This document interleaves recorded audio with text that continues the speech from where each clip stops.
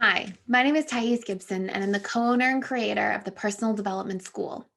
This is your daily breakthrough video, and in this video, we are going to talk about how to reconcile a relationship primarily between a dismissive avoidant and an anxious, preoccupied individual.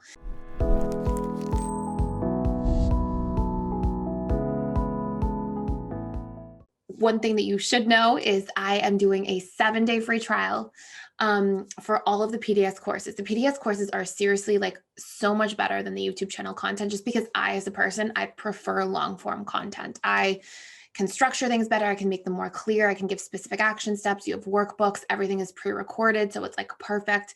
There are YouTube videos I free flow, right? I just kind of like think of some points or sometimes write a couple points on the computer, but most of the time I'm free flowing. And, it's just the YouTube stuff is like or the school courses are all fully organized and just like breakthrough results oriented stuff. So anyways, we have a 7-day free trial. There is a course for April about how to repair any relationship. You can join in with that and the all access pass, which gives you access to every single course inside PDS. We have over 45 on everything from attachment style reprogramming courses to how your attachment style shows up in the 6 stages of a relationship, to set and achieve goals with your subconscious mind, boundaries, codependency, like all kinds of stuff in there. So check it out if you haven't already. The trial is only going to go from April 21st to May 5th. It's just a 2-week period that you can sign up for the 7-day free trial. And you also get access with that trial to webinars, and I do 4 live webinars a week, to our community, to our study groups, to our social events, all kinds of stuff. So I highly recommend checking it out while you can. See what you think. And then this video will cover at a high level a lot of that stuff. But there's a course that goes way more deep into all of it. So first and foremost, the things you need to know.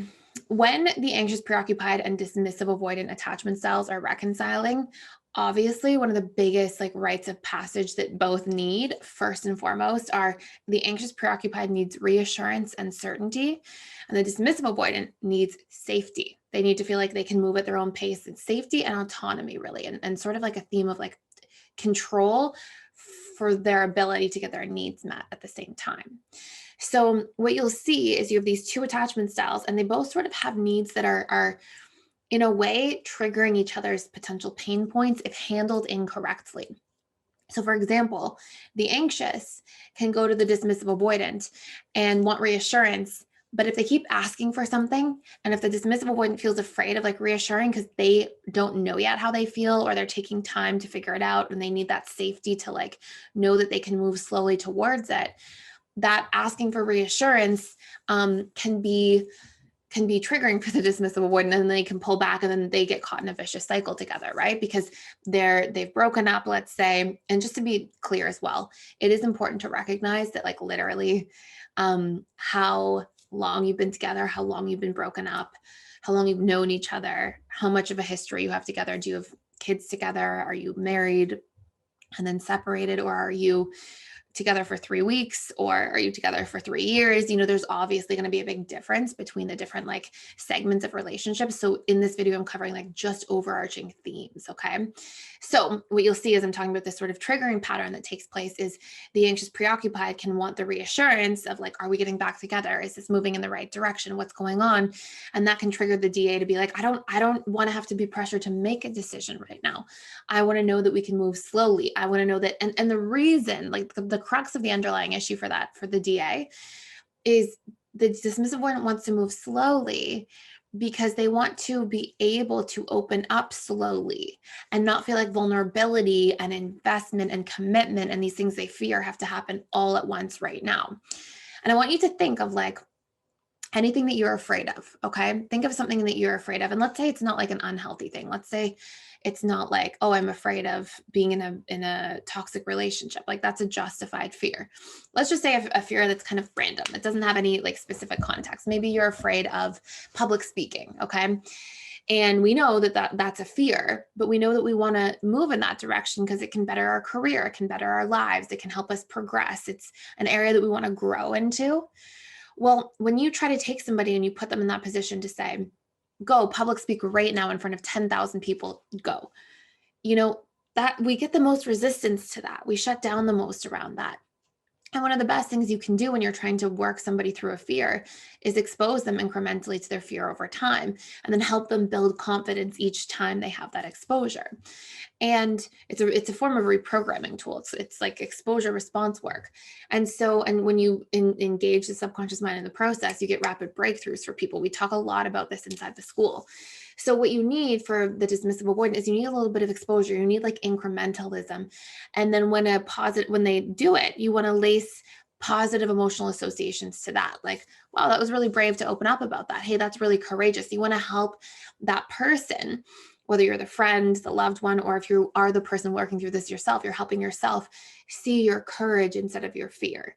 And you're shifting your focus. And as you repetitively do this, it's a part of reprogramming the subconscious to build in new associations to the thing that you're trying to overcome your fears around. And so the reason I'm saying all this is because it applies very much to the dismissive avoidant when it comes to vulnerability. Like, it has to be a process. If you try to say, are we back together? Let's do it right now. Let's jump into it all at once. There's going to be a lot more resistance, and the knee-jerk reaction as a protective mechanism that's really rooted in a survival mechanism is going to be to push away. And then we really get into that loop where then the anxious preoccupied is going, oh my gosh, and then they feel really uncertain. Their fear responses are triggered. Their feeling uncertain and afraid is really triggered because they see that withdrawing. And then nobody's acting from their true self. They're both acting from their triggered self, right? And that's never the place we want to be acting from. So those are really important principles to recognize at the beginning.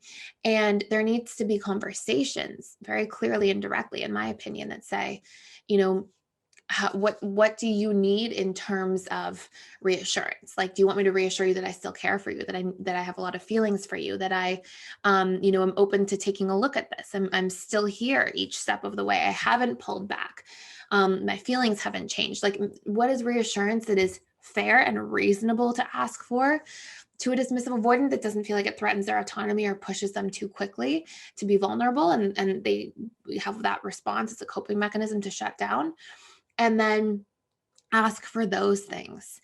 And then the dismissive avoidant needs to clarify and sometimes over explain things to the anxious preoccupied by sharing things like, hey, I'm feeling a little afraid, and it may not be of you, but I feel like I need to take things slowly. I need to sort through things. I need to feel like I have some like control and autonomy, and I need those things to be respected and understood as well. And the more that both of you are able to validate each other's emotional perspectives in the reconciliation, the better it will go, the faster it will move. And the more you are able to understand one another's love languages, needs from a relationship by having conversations about it, subconscious expectations, because you'll see that these act as huge barriers into relationship building and bond building. And the more you can open these things up and have dialogues around this directly, the less you're going to have to deal with it the hard way, which means after it's already become a problem and now you're in like emergency mode, right? The more proactive you can be about these conversations, the more it's going to save you from reactive arguments and disagreements. So conversation is huge.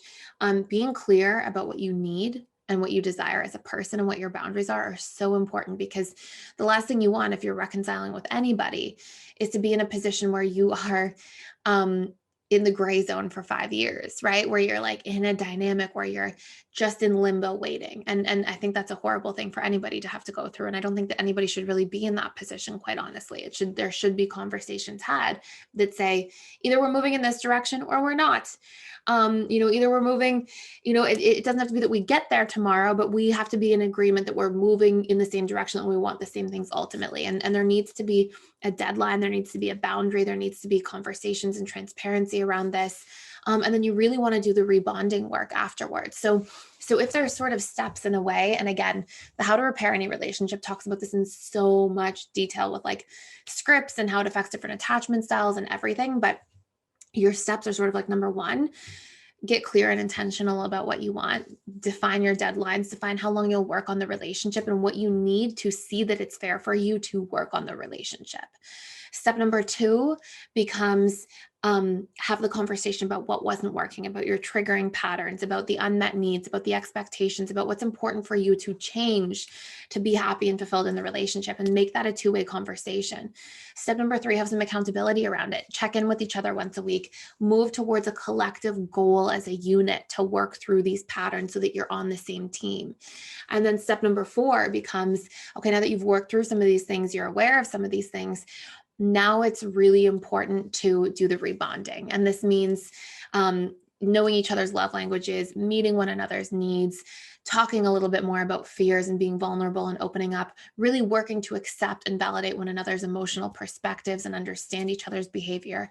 And if you do those things in that order, and obviously there's a lot in each one, and there's specific tools and strategies that are useful to take part in, but if you do that in that order, things can really, really transform and change. And these are some of the tools I used in my practice to help many, many people save their marriages, save their relationships, over and over again. These things are extremely powerful if done correctly. So anyways, so I packaged them all in the course. Check it out if you want to do a deep dive, if you find yourself in this kind of dynamic at all. And yeah, thank you for watching. I hope you're having a wonderful day. And please like, share, and subscribe. It really helps the channel so, so much. And it helps it like reach more people who may be in need of this stuff. Okay, thank you. I'll see you in the video tomorrow.